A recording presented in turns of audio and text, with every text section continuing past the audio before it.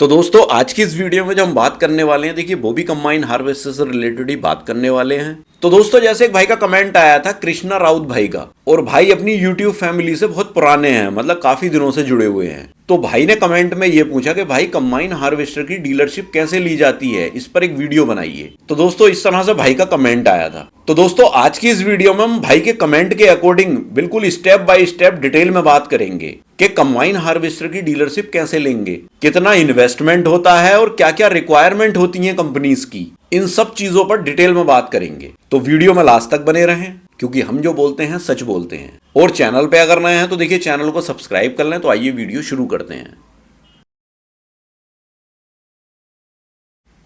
तो दोस्तों combine harvester की डीलरशिप लेना एक बड़ा और प्रॉफिट ओरिएंटेड बिजनेस हो सकता है, लेकिन इसके लिए कंपनी रूल्स, इन्वेस्टमेंट और ग्राउंड लेवल प्लानिंग बहुत जरूरी है। अब मैं आपको कुछ स्टेप बाय स्टेप डिटेल में पॉइंट्स बता देता हूं। तो दोस्तों इसमें सबसे पहला पॉइंट आता है कि सबसे पहले तो आप देखिए कंपनी को चुनें। अब मेरा यहां कहने का मतलब क्या है कि देखिए पहले आपको कंपनी का सिलेक्शन करना है, क्योंकि देखिए एक्चुअल में होता क्या है, हर कंपनी जो है डीलरशिप नहीं देती है, और हर डिस्ट्रिक्ट में देखिए लिमिटेड डीलर्स होते हैं। मतलब ऐसा नहीं है कि हर एक डिस्ट्रिक्ट में बहुत सारे डीलर बना दे कंपनी, ये भी देखना पड़ता है हमें पहले। अब यहां बात कर लेते हैं, देखिए पॉपुलर कंबाइन हार्वेस्टर कंपनी जो इंडिया में है उनकी बात कर लेते हैं। तो देखिए सबसे पहले है Preet group, Kartar agro, John Deere, Claas, Swaraj, New Holland, Malkit, Vishal, Simran, Dashmesh, ये जो हैं ये सारे रीजनल ब्रांड्स हैं। अब देखिए इन सारी कंपनीज की डीलरशिप लेने के लिए मैं आपको कुछ टिप्स दे देता हूं। तो अब टिप्स में आपको क्या करना है कि अपने डिस्ट्रिक्ट में या अपने जो भी एडजॉइनिंग डिस्ट्रिक्ट हैं, आपके आसपास वाले जो जिले हैं, उनमें आप देखें कि कहां कहां पर इन कंपनीज की डीलरशिप है। मतलब ये देखें कितनी जगह पर कौन कौन सी कंपनी की डीलरशिप है, पहले से वहां पर डीलर है या नहीं है। और ये भी देखना जरूरी है कि वहां पर सेल्स वॉल्यूम कितना है, मतलब कितनी ज्यादा सेल्स हो सकती है वहां पर, क्योंकि एक आइडिया हो जाता है पब्लिक की डिमांड क्या है, पब्लिक क्या चाहती है, वहां पर कंबाइन हार्वेस्टर लेना चाहती भी है या नहीं। फिर उस एरिया में कंपनी का सर्विस सपोर्ट जो है वो कैसा है, जो भी वहां पर कंपनी है वो वहां पर कैसा सपोर्ट करती है सर्विस को, ये भी आपको देखना है। तो दोस्तों ये तो हुई सबसे पहले पॉइंट की बात। अब आता है दूसरा पॉइंट कि कंपनी से कांटेक्ट कैसे करें। तो देखिए इसमें कंपनी से कांटेक्ट करने का सबसे पहला तरीका जो है वो है कंपनी की ऑफिशियल वेबसाइट पर डीलरशिप इंक्वायरी का ऑप्शन जो होता है वहां पर आप इंक्वायरी करें, या फिर आप रीजनल एरिया सेल्स मैनेजर जो होता है, जिसे हम ASM भी कहते हैं, या एक टेरिटरी का मैनेजर होता है,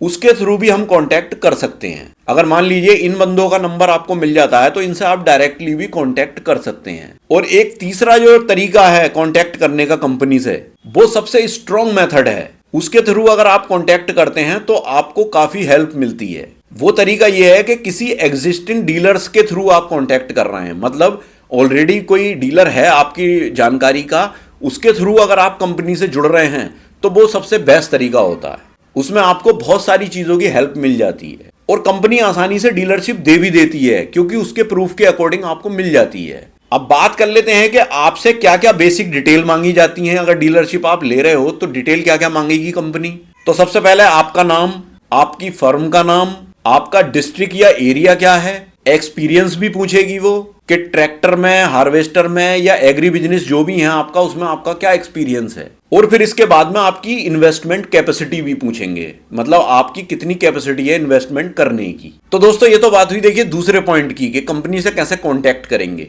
अब बात कर लेते हैं तीसरे पॉइंट की कि मिनिमम इन्वेस्टमेंट कितना होना चाहिए इसको करने के लिए, डीलरशिप को। तो देखिए इन्वेस्टमेंट की बात मैं यहां बताऊं, देखिए कंपनी के हिसाब से इन्वेस्टमेंट ऊपर नीचे हो सकता है। जो मैं आपको बताने वाला हूं ये बिल्कुल एग्जैक्ट इन्वेस्टमेंट नहीं है, लेकिन एक लमसम आपको मैं बता रहा हूं। भाई कोई कंपनी ज्यादा इन्वेस्टमेंट मांगती है, कोई कम मांगती है, तो ये ऊपर नीचे हो सकता है, इसे एग्जैक्ट मत समझना। बस एक एवरेज मैं आपको बता रहा हूं कि इतना एवरेज इन्वेस्टमेंट आपका हो सकता है। तो दोस्तों डीलरशिप के लिए सबसे पहले तो आपको देखिए सिक्योरिटी डिपॉजिट जमा करना रहता है, जो 5 लाख रुपए से लेकर के 20 लाख रुपए तक हो सकता है। दूसरा फिर देखिए आपको जो शोरूम बनाना पड़ेगा, जो ऑफिस बनाना पड़ेगा वहां पर, उसमें जो आपका इन्वेस्टमेंट होगा वो 5 से 10 लाख रुपए तक का इन्वेस्टमेंट होगा। फिर जब आप डीलरशिप लेंगे तो आपको देखिए वहां वर्कशॉप का सेटअप भी करना पड़ेगा, मतलब कंबाइन हार्वेस्टर की सर्विस वगैरह भी वहां करनी पड़ेंगी। तो उसमें जो आपका इन्वेस्टमेंट होगा वो 8 लाख से 15 लाख रुपए तक का होगा। और जब आपके पास वर्कशॉप होगी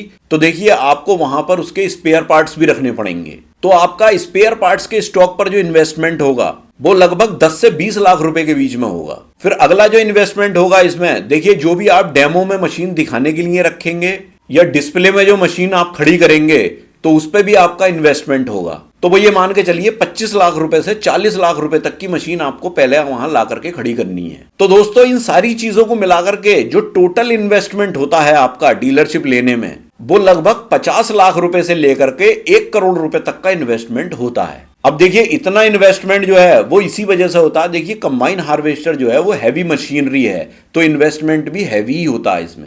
तो दोस्तों अगर आप कंबाइन हार्वेस्टर की कीमत, उसका टेक्निकल स्पेसिफिकेशन और उसके पार्ट्स खरीदना या देखना चाहते हैं तो मैंने एक वेबसाइट का लिंक डिस्क्रिप्शन में दे रखा है। आप उस वेबसाइट पे विजिट करके और उस पर सर्च करके आप अपनी क्वेरी देख सकते हो। तो दोस्तों ये तो बात हुई देखिए तीसरे पॉइंट की कि इन्वेस्टमेंट कितना होता है। अब बात कर लेते हैं चौथे पॉइंट की कि जगह, लैंड या लोकेशन की रिक्वायरमेंट क्या होती है। तो दोस्तों देखिए कंपनी जो डीलरशिप देती है वो पहले रिक्वायरमेंट करती है जगह की। वो ये कहती है कि देखिए हाईवे पर हो या तो जगह या किसी मेन रोड पर होनी चाहिए, मतलब इसके आसपास होनी चाहिए, ज्यादा अंदर कहीं ना हो। अब बात आती है जगह कितनी होनी चाहिए, तो देखिए मिनिमम 5,000 से 15,000 स्क्वायर फीट तक जगह होनी चाहिए। और फिर जगह ऐसी होनी चाहिए जहां पर ट्रैक्टर ट्रॉली, कंबाइन हार्वेस्टर आसानी से आ जा सकें। और जब आप डीलरशिप पे अपनी वर्कशॉप का सेटअप करेंगे तो उसके लिए इतना स्पेस आगे होना चाहिए कि जहां पर कंबाइन हार्वेस्टर वगैरह घूम सकें। मतलब कहने का यह है कि ओपन स्पेस उसके आगे होना चाहिए। तो दोस्तों ये तो बात हुई देखिए चौथे पॉइंट की कि जगह या लोकेशन या लैंड कितनी होनी चाहिए। अब पांचवें पॉइंट की बात कर लेते हैं, वर्कशॉप या सर्विस सेटअप। तो दोस्तों एक बात मैं आपको बता दूं, देखिए कंपनी डीलरशिप तभी देती है जब आपके पास में ट्रेंड मैकेनिक हो, मतलब कहने का यह है कि एक्सपर्ट मैकेनिक हो। फिर देखिए क्रेन, वेल्डिंग मशीन, जो भी टूल्स वगैरह हैं वहां आपके पास अवेलेबल हो। फिर आपके पास मोबाइल सर्विस वैन का भी अरेंजमेंट होना चाहिए। मान लीजिए कंबाइन हार्वेस्टर कहीं खेत में खराब हो गई तो आपके पास एक वैन ऐसी भी होनी चाहिए जिसमें आपके मैकेनिक जाकर के उसको वहीं ठीक करके आ जाएं। तो ये सब चीजें आपके पास होनी चाहिए। लेकिन इसका नेगेटिव पॉइंट भी ये भी है कि अगर आपकी वर्कशॉप पर सर्विस आपकी अच्छी नहीं हुई, मतलब आपकी डीलरशिप पर अगर आपकी सर्विस अच्छी नहीं हुई तो कंपनी आपकी डीलरशिप को कैंसिल भी कर सकती है। मतलब आपने डीलरशिप तो ले ली लेकिन अगर आपकी सर्विस अच्छी नहीं है तो कंपनी उसे डीलरशिप को कैंसिल भी कर सकती है, क्योंकि उससे कंपनी का रिकॉर्ड खराब होता है, इसलिए डीलरशिप कैंसिल भी कर सकती है वो। तो दोस्तों ये तो बात हुई पांचवें पॉइंट की। अब बात कर लेते हैं छठे पॉइंट की। तो छठा पॉइंट है स्टाफ की रिक्वायरमेंट, मतलब आपको डीलरशिप लेने में कितने स्टाफ की जरूरत पड़ेगी। तो देखिए दोस्तों आपको अपनी डीलरशिप पर, अगर आप डीलरशिप ले रहे हो तो आपको सेल्स एग्जीक्यूटिव भी रखने पड़ेंगे। और सेल्स एग्जीक्यूटिव कितने होने चाहिए, 1 से 2 बंदे तो होने ही चाहिए। फिर देखिए सर्विस इंजीनियर और मैकेनिक भी होने चाहिए, 2 से 3 ये लोग भी होने चाहिए। फिर इसके बाद स्टोर कीपर भी होना चाहिए, जो आपके स्पेयर पार्ट्स होंगे उसके स्टोर की देखभाल करने वाला भी एक बंदा होना चाहिए। और फिर आपका जो ऑफिस होगा, ऑफिस में भी स्टाफ होना चाहिए। तो दोस्तों ये तो हुई देखिए छठे पॉइंट की बात। अब बात कर लेते हैं सातवें पॉइंट की। सातवां पॉइंट यह है कि आपको डॉक्यूमेंट्स क्या क्या चाहिए होते हैं डीलरशिप लेने के लिए। तो सबसे पहला डॉक्यूमेंट तो देखिए दोस्तों आधार कार्ड, पैन कार्ड, ये तो मैंडेटरी है। फिर इसके बाद आपकी फर्म का जो रजिस्ट्रेशन है, मतलब आपकी फर्म क्या है, आप कोई प्रोपराइटर हैं या किसी के साथ पार्टनरशिप है या LLP है, ये सब चीज क्लियर होनी चाहिए, डॉक्यूमेंट उसका आपके पास होना चाहिए। फिर उस फर्म के लिए GST नंबर भी होना चाहिए, बैंक स्टेटमेंट भी होना चाहिए, लैंड के पेपर भी होने चाहिए, या उसका अगर आपने रेंट एग्रीमेंट करा रखा है, किसी से रेंट पे जमीन ली है तो वो भी आपके पास पेपर होना चाहिए। और आपकी इनकम प्रूफ भी होनी चाहिए, मतलब नेट बर्थ प्रूफ भी आपकी होनी चाहिए, कितनी इनकम है आपकी। तो दोस्तों ये तो हुई सातवें पॉइंट की बात। अब बात कर लेते हैं आठवें पॉइंट की कि मार्जिन और प्रॉफिट कितना होता है। अगर आपने डीलरशिप ले ली तो आपको मार्जिन कितना मिलेगा और कितना प्रॉफिट होगा। तो देखिए दोस्तों कंबाइन हार्वेस्टर पर जो प्रॉफिट मार्जिन होता है डीलर का, वो 4% से लेकर के 8% तक का होता है। वहीं अगर बात करें स्पेयर पार्ट्स पर जो मार्जिन होता है वो 15% से 30% तक का होता है। फिर इसके बाद जो है देखिए इनकम होती है, सर्विस से भी होती है और AMC से भी होती है, मतलब आपने एनुअल मेंटेनेंस जो है वो ले रखा है किसी का भी, तो आपको इससे एक स्टेबल इनकम आपकी बनती है इन सब चीजों से, मतलब सर्विस में एक अच्छी खासी इनकम होती है। फिर अगली जो इनकम होती है वो उसमें भी होती है, देखिए ओल्ड मशीन को चेंज कर रहे हैं आप, मतलब कोई पुरानी मशीन लेकर के आया, आपने लगा ली, आपने उसको नई मशीन दे दी, तो इसमें भी देखिए प्रॉफिट होता है डीलर का।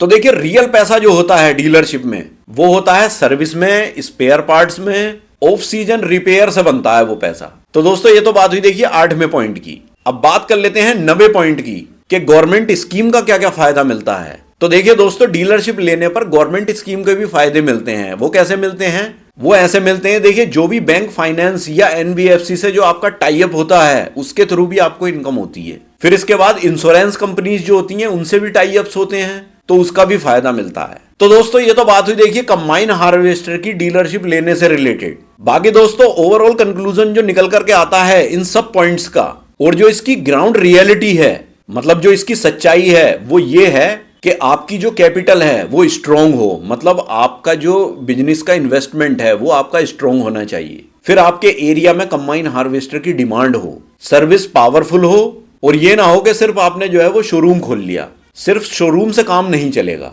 जो सारे स्टेप्स मैंने अभी वीडियो में बताए हैं वो सारे होने चाहिए, तभी इनकम जो है वो पॉसिबल है। क्योंकि देखिए दोस्तों इन्वेस्टमेंट बहुत ज्यादा है। तो बाकी दोस्तों इससे रिलेटेड अगर किसी भी भाई की कोई क्वेरी हो या सजेशन हो तो वो मुझे कमेंट बॉक्स में कमेंट कर सकते हैं। और देखिए चैनल पे अगर रहे हैं तो चैनल को सब्सक्राइब भी कर लें। तो मिलते हैं इसी तरह की किसी नेक्स्ट वीडियो में, तब तक के लिए थैंक यू, बाय।